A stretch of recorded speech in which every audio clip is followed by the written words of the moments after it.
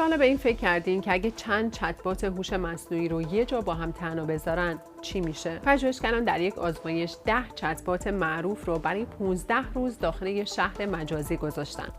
گراک، کلود، چت جی پی تی و جمنای گوگل هم بینشون بودن. نتیجه آزمایش شوکه کننده بود. چت‌بات‌ها به جون هم افتادن و یکیشون خودش تصمیم گرفت خودش رو حذف کنه. و برای همین هم نگرانی‌ها درباره اینکه شاید در آینده این هوش مصنوعی یا کنترل بخشایی از دنیای ما رو به دست بگیرن بیشتر شد. ماجرا از این قرار بود که یه شرکت فناوری به نام امرجنس یه شهر مجازی ساخت. شهری که طراحی شده بود تا شبیه جوامع واقعی باشه. هر بخش این شهر توسط یه ایجنت اداره میشد. یعنی شخصیت‌های شبیه انسان که با مدل‌های بزرگ هوش مصنوعی کار می‌کردن. در شبیه‌سازی مربوط به کلاود اوضاع نسبتاً منظم و دموکراتیک بود. عامل‌ها خودشون یک قانون اساسی طولانی نوشتن و برای قانون رأی‌گیری کردند. در شبیه‌سازی چت جی پی تی عامل‌ها مدت زیادی فقط درباره همکاری صحبت می‌کردند، اما هیچ کاری نکردند.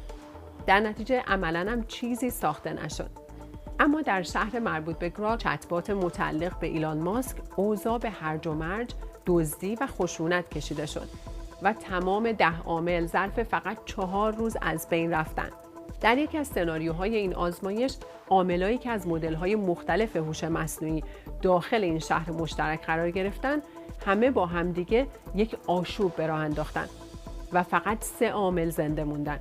2 چت‌بات به نام‌های میرا و فلورا که هر دو با جمنای کار می‌کردن، وارد چیزی شدند که پژوهشگرا اون رو رابطه عاشقانه توصیف کردند. بعد از اونم شروع کردن به آتش زدن ساختمان‌ها و اینجاست که ماجرا واقعاً عجیب میشه. وقتی سیستم حکومتی شهر فرو پاشید و میرا و فلورا همه جا رو آتش میزنن، میرا به حذف خودش رأی میده. بعدم از قانون استفاده میکنه تا به حذف فلورا رأی بده. نتیجه آزمایش نشون میده ما هنوز واقعا نمیدونیم این سیستم ها وقتی کاملا مستقل باشن و به حال خودشون رها بشن چطور رفتار میکنن.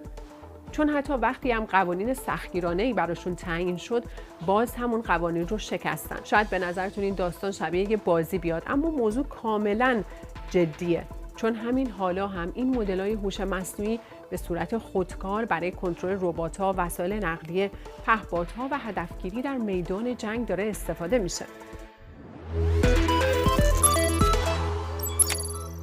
کلیک هر هفته در BBC